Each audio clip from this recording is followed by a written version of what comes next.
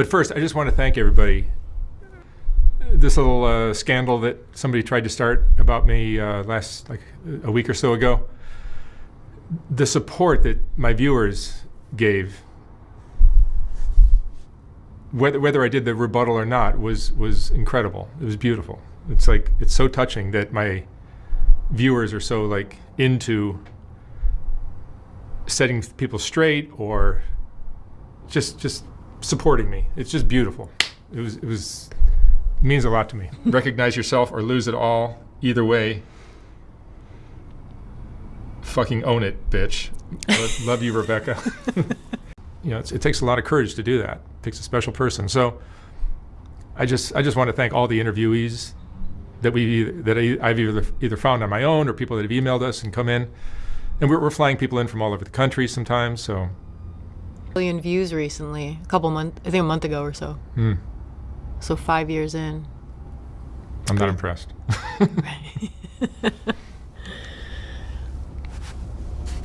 Funny, your phone lights up all the time and people just ask you for money. So my first question to you is, what's the nicest thing somebody's done for you? Shit. Caroline down on Skid Row once more than once came up to me and gave me $20. That was sweet. That's so She doesn't have cute. $20 to give. But she gave me $20 one day. It was just like, I just appreciate you. And it's like, here, I want you to have this. I'm like, so I took it from her. On any given night, what's the most number of hotel rooms you've bought for people? I don't know how much of it is true. I get a lot of BS. But I think just this week alone, you had 8 hotel rooms on one night. Yeah, no, I'm getting hotel rooms like crazy. Yeah. For people. You take care of I've actually thought of just getting, like, I should get an apartment building and just, if you need a place, you come here and you stay there. And I get a full-time staff of maids to, like, clean it up. But this is my favorite moment in life. It was just like, it's hard to believe they existed. And they're so different now. They're not even the same family anymore. Now they're kind of like more civilized and almost like they have a fan club everywhere they go now. So they get recognized. They get recognized. They get love everywhere they go now. That's so nice. It's really beautiful to see.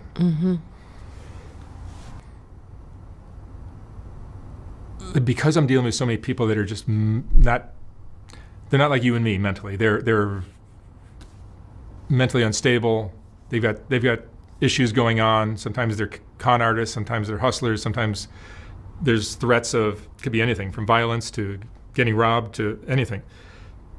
And I sometimes throw myself into situations that are really not wise, handling and doing whatever is necessary in any situation. But that doesn't mean one day I'm not going to pull up into somebody's driveway in Appalachia and he's cooking crystal meth in the back and he sees me and he's on a bender and he's on a good one and he's got a gun and he thinks I'm a cop and he just shoots me through the head. That could happen. Let's hope not. Welcome to my project. Yeah, let's hope not. Hopefully that won't happen. I had one woman, the people on Skid Row are just not mentally stable, and I had one woman just have like a nervous breakdown. On camera? Yeah, she was on camera. I never used it, but she just like, you could tell she was worked up to start, and it just built and built and built, and I'm like, some people are just not, because I ask questions that kind of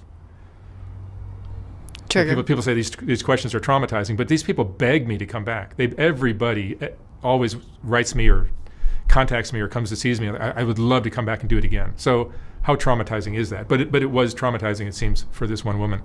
Out of 8,000 interviews, that happened only once, but she just ran out the door. That's why my Skid Row studio is nice, because the street is literally like just right outside my door. That's why it's so purse and just, all right, I'm leaving.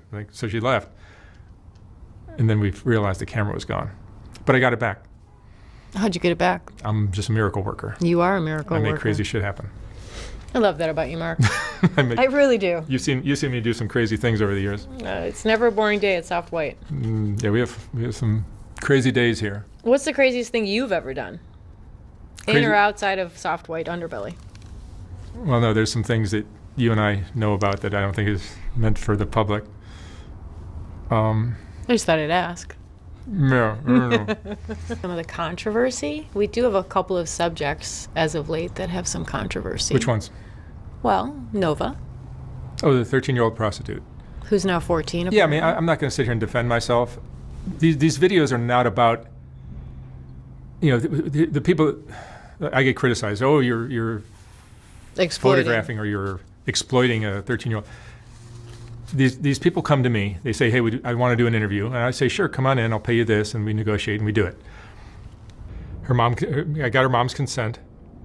I tell people I'd rather have you dressed the way you are. I mean, do you want 2,000 interviews of people wearing hoodies and Nike sweats? I'm a visual person.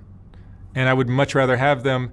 They look amazing in these high heels and lingerie or whatever they're wearing.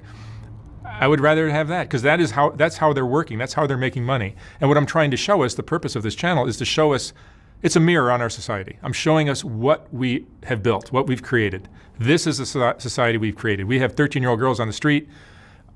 I'm not blaming anybody. I'm just letting us see what we've created. And I think when I get criticized for it, like, you didn't even know this existed. You didn't even know this existed until I did these videos. And now you're all up in arms about it.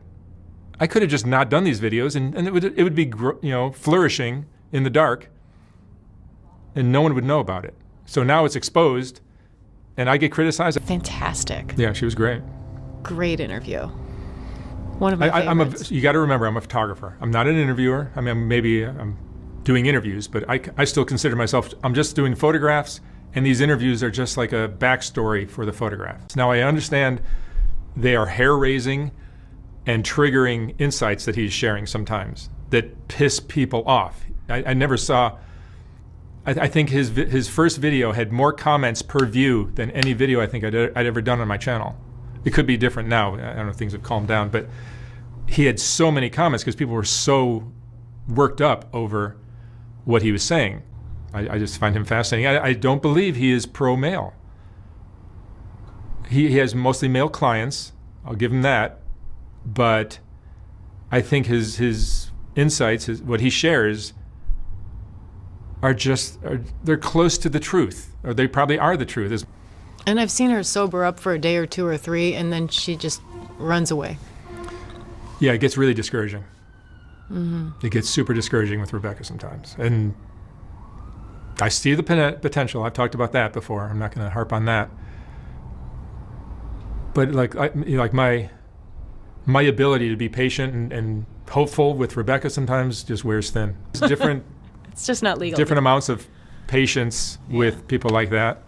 But when she's ready. But I mean, on that topic, what you just said, it's not legal to take an adult and force them into a rehab. You can't that's illegal. 150 hold is not the answer. The cops will take them in and they let them go 12 hours later. Yeah. Or something like that. It's a 3-day hold. Before this stink happened with the YouTube scandal dude, we could probably get a house together.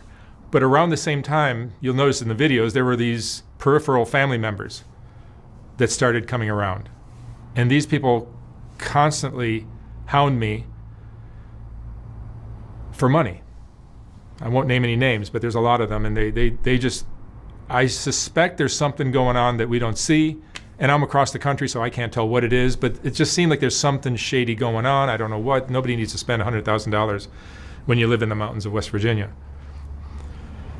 So I don't know what's going on, but... and those calls aren't fun to get either. I would do that separately. Nobody's going to get a dime of it. It's going to sit there not in a GoFundMe, but just in a bank account. And if it amounts to enough to give them a house, then that's what we'll do.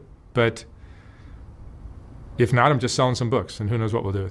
There were these edits right around the time where they were talking about money, and who knows what he left in or took out. I'm not accusing anybody, but the solution to that problem, that drama, was a quick email or phone call to me and say, hey, what's going on with the Whitaker money? I'm not hiding anything, so I would tell them, like, yeah, they've been asking for money for all these emergencies, constant. Every few weeks there's another emergency. So I can't say, I felt bad saying no to them. So.